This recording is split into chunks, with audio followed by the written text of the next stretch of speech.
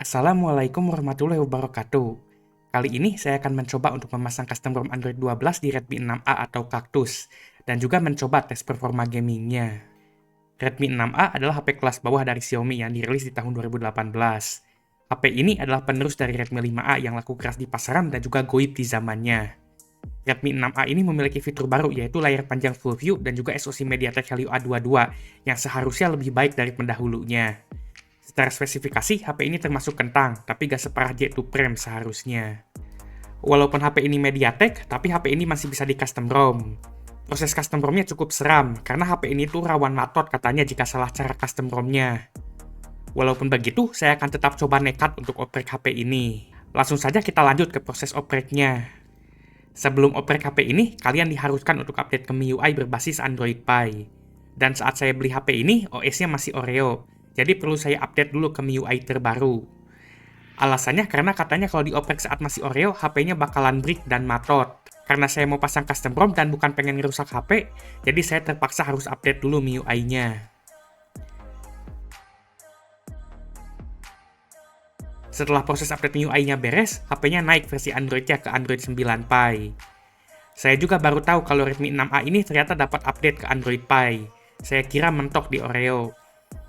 Setelah update versi MIUI, selanjutnya kita perlu melakukan UBL untuk menjalankan ROM yang bukan resmi. Untuk UBL, HP ini bisa menggunakan UBL resmi dari Xiaomi.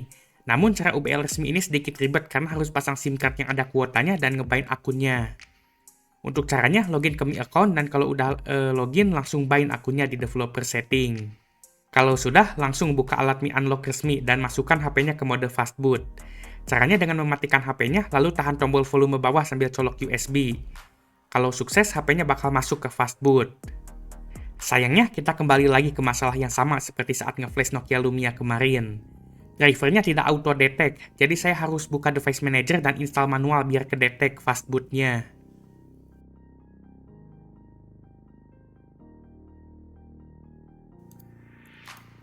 Setelah HP-nya ke-detect, kita bisa langsung coba unlock bootloader-nya. Seluruh data di HP kalian akan hilang setelah di OBL. Jadi, jangan pernah lupa untuk melakukan backup data penting kalian. Sayangnya, ternyata proses UBL-nya gagal. Penyebab errornya karena katanya saya tidak dibolehkan untuk UBL. Dan setelah saya cari penyebabnya, alasannya itu ternyata karena Mi account saya itu di-banned dari UBL. Jadi saya gak dibolehin UBL sama Xiaomi. Ternyata gak cuma monitornya aja yang badut. Sekarang proses UBL HP-nya juga jadi badut. Akhirnya saya coba pakai cara bawah tanah alias UBL haram. Saya coba beberapa alat. Pertama saya coba pakai Android Utility. Di sini saya susah banget buat masukin HP-nya ke mode preloader karena tombol di HP ini tuh keras dan susah dipencet. Tapi sekalinya bisa ke UBL, pas saya coba nyalain HP-nya, ternyata alatnya bohong. Bilangnya udah sukses, tapi ternyata HP-nya masih belum ke UBL. Selanjutnya saya coba alat MTK GSM Sulteng. Ya, Sulteng itu Sulawesi Tengah. Di sini ada pilihan Redmi 6A dan awalnya sama. Saya susah masuk ke mode preloadernya karena tombol HP-nya rusak. Tapi akhirnya HP-nya bisa kedetek dan kata alatnya prosesnya itu sukses. Tapi pas HP-nya nyala gak muncul tulisan unlock-nya. Ternyata alat ini juga sama-sama bohong. Saya mulai curiga sih, mungkin alat ini tuh gak work karena namanya Sulteng, sedangkan saya ada di Cibaduyut. Apakah alat ini khusus orang Sulawesi Tengah aja? Dan terakhir, saya coba pakai alat SAM FW Tool. Saya pernah berhasil UBL Redmi Note 8 Pro atau Begonia pakai alat ini. Kalian bisa lihat video saya custom ROM Redmi Note 8 Pro di channel saya. Dan saat saya coba di Redmi 6A, akhirnya sukses juga setelah susah banget mencet tombolnya. Dan setelah sukses malah gak muncul unlock-nya. Jadi sama aja kayak alat UBL haram sebelumnya. Akhirnya saya benar-benar surrender untuk UBL haram. Saya coba lagi UBL halal, tapi saya coba pakai Mi account yang lain. Untungnya saya punya 2 Mi account. Dan setelah saya ganti Mi account-nya dan bind ulang, ternyata sukses. Saya berhasil nge-UBL Redmi 6A ini. Proses UBL ini seharusnya mudah, tapi Xiaomi ngebadut dan mempersulit hidup saya dengan membanet Mi account saya ini, yang bikin prosesnya jadi panjang banget. Selanjutnya, kita perlu pasang recovery. Awalnya saya pasang Pitch Black Recovery karena ini udah langganan saya dari dulu. Saya selalu pasang PBRP kalau ada. Untuk cara installnya sama seperti di Xiaomi pada umumnya, cuman fastboot, flash recovery nama filenya, lalu matiin HP-nya dan masuk ke recovery. Tombolnya itu volume atas, tapi saya ngegaca banget masuknya karena tombol volume atas di HP saya tuh autis parah, kadang jalan, kadang enggak. Dan sekalinya jalan, akhirnya saya bisa masuk ke custom recovery PBRP dan mulai proses pasang custom ROM-nya. Selanjutnya, kita perlu melakukan wipe system, cache, dan juga format data. Setelah itu, kita perlu memasang vendor ALPS. Vendor ini adalah driver dan file pendukung yang diperlukan untuk menjalankan perangkat keras sebuah HP. Vendor ini spesifik cuma buat tipe HP tertentu. Dan khusus untuk HP ini, kalian harus sangat berhati-hati dalam pemilihan vendor. Karena kalau salah atau vendornya hilang, bisa matot HP-nya. File vendor ini bisa mengubah HP Redmi 6A ini menjadi 64 bit. Karena HP ini asalnya pakai OS 32 bit seperti Redmi A3. Untuk cara pasangnya tinggal pilih aja zipnya dan tunggu sampai prosesnya beres. Selanjutnya kita perlu pasang custom ROM-nya. Awalnya saya ingin pasang GSI, cuman sayangnya ternyata ukuran GSI-nya terlalu badag. Jadi pas saya coba pasang malah error. Karena GSI-nya itu 4,5 GB, sedangkan partisi sistem di HP ini cuma 2,5 GB. Akhirnya saya coba pasang custom ROM yang ada aja. Saya coba pasang chip Rare OS berbasis Android 12.1. Dan custom ROM ini mewajibkan kalian untuk pasang vendor terlebih dahulu. Karena rata-rata custom ROM di HP Redmi 6A ini tuh perlu vendor terpisah. Untuk cara pasangnya tinggal install aja zipnya dan tunggu sampai beres. Sayangnya pas saya coba malah muncul error 255. Dan setelah saya cari penyebabnya, ternyata ini akibat recovery-nya nggak cocok. Jadi saya ganti PBRP-nya dengan TWRP terbaru. Dan setelah ganti recovery, akhirnya saya bisa flash zip ROM-nya. Setelah install zip custom ROM-nya, install juga GApps-nya. Saya pakai Bit GApps yang versi ARM64, karena HP ini sekarang pakai OS 64 bit. Setelah beres install GApps, kalian wajib memasang Magisk. Ini diharuskan karena katanya kalau nggak pakai Magisk bakal auto bootloop. Jadi saya sekalian juga pasang zip Magisknya. Ya, kalian dipaksa buat root kalau custom ROM HP ini. Dan setelah beres install semuanya, kita lanjut restart dan lihat apakah HP-nya bootloop atau brick atau matot atau tidak. Setelah restart, HP-nya muncul logo Xiaomi. Dan setelahnya langsung muncul animasi booting khas Google Pixel. Kemungkinan chip OS ini tuh gak punya boot animation khusus dan cuma pakai bawaan Pixel. Dan setelah booting, ini awalnya masuk ke tampilan awalnya. Gak ada OOBE yang setting WiFi dan zona waktunya. Padahal saya udah pasang Google Apps. Untuk aplikasinya ini minim banget. Cuman ada Gcam tapi yang versi Go-nya dan aplikasi bawaannya yang dikit. Saat saya cek ke setting, ROM ini berbasis Android 12.1 atau 12L.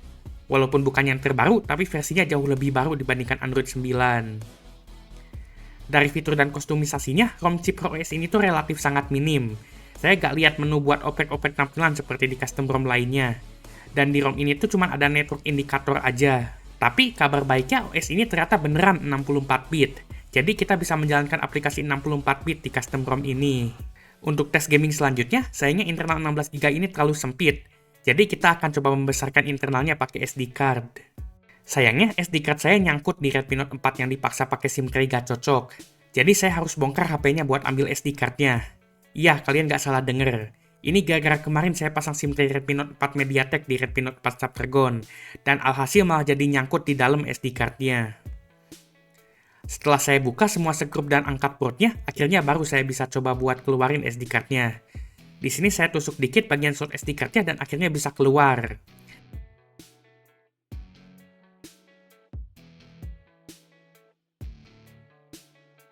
Saya dapat SD card SmartNUC 128 GB saya. Dan sekarang saya perlu rakit lagi HP-nya. Saya perlu tempel-tempel lagi sekrup dan fleksibelnya. Bisa repot saya. Untungnya HP-nya masih fungsi. Tapi sekarang SD card-nya gak detect karena sudah kita lepas. Sekarang SD card-nya bisa saya masukin ke Redmi 6A dan lanjut ke prosesnya. Untuk mengubah SD card jadi internal, untungnya ROM chip OS ini memiliki fiturnya. Untuk mengubah SD card jadi internal. Jadi kita tinggal format aja SD card-nya. Tunggu sampai beres dan next. Kalau udah, internal HP-nya auto jadi lebih badak dan besar. Sekarang saya bisa pasang beberapa game berat yang ukurannya badak. Selanjutnya kita akan coba tes beberapa game di HP ini. Bagaimana performa gaming Redmi 6A ini setelah di custom ROM? Untuk ojol the game, ini performanya masih kurang lancar dan patah-patah. Ditambah suaranya itu suka ngadat dan kayak nge-lag gitu suaranya. Performanya juga kurang stabil, sering banget tiba-tiba nge-lag dan kadang freeze. Tapi yang bikin bener-bener gak enak main di HP ini tuh suaranya tuh kadang suka patah-patah. Jadi kalau mau main audio the game di HP ini mending matiin aja suaranya.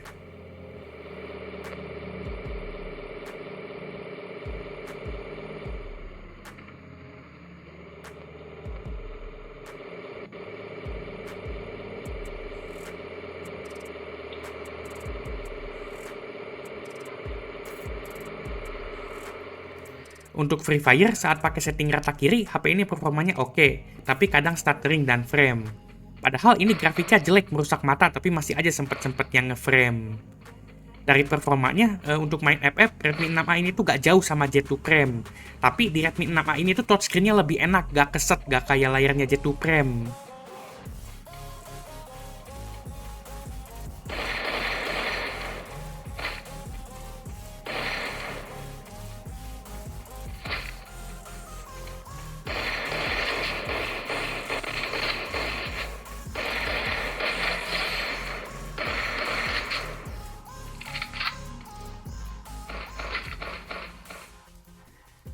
Untuk Minecraft, game kotak-kotak ini performanya agak kurang, karena cukup sering frame drop dan stuttering. Tapi kalau ngeledakin TNT banyak, tentu saja HP ini auto gak bakalan kuat dan auto jadi nge-lag brutal banget. Untungnya HP-nya nggak ikutan meledak seperti TNT-nya.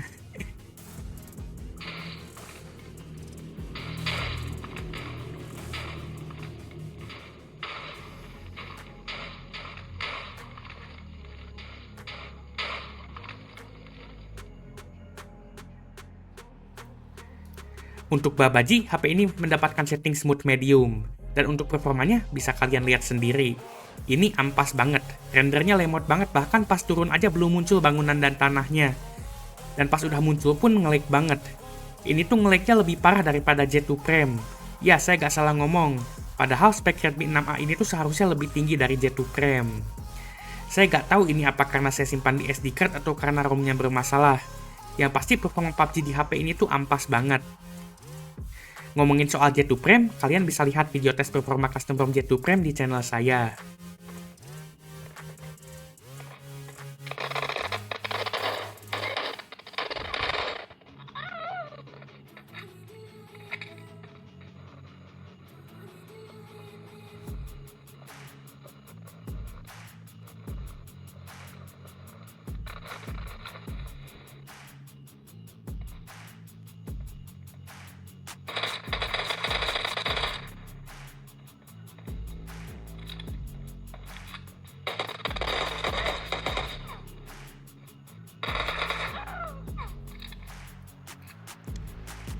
Untuk Genshin Impact, HP ini nggak support kalau di Play Store. Jadi saya download lewat TapTap. Selain itu, katanya versi TapTap itu lebih ringan, tapi tetap saja kikir. Karena HP ini OS-nya 64-bit, jadi gamenya bisa dijalanin. Ini ukurannya sangat badak, 30GB, jadi saya lama banget nunggu downloadnya. Dan setelah beres downloadnya juga masih lama, karena ada integrity check dulu. Dan sayangnya HP ini selalu mental di bagian compiling shader. Kemungkinan besar RAM 2GB di HP ini terlalu sempit dan gak kuat buat mainin game kikir ini. Untuk HSR, gamenya bisa jalan karena OS-nya 64-bit. Dan awalnya saya disuruh download file 2GB. Tapi setelah itu malah stuck di layar ini dan gak beres-beres loadingnya. Kemungkinan ini akibat RAM-nya kepenuhan, karena saat buka notifikasi juga terasa nge-lag.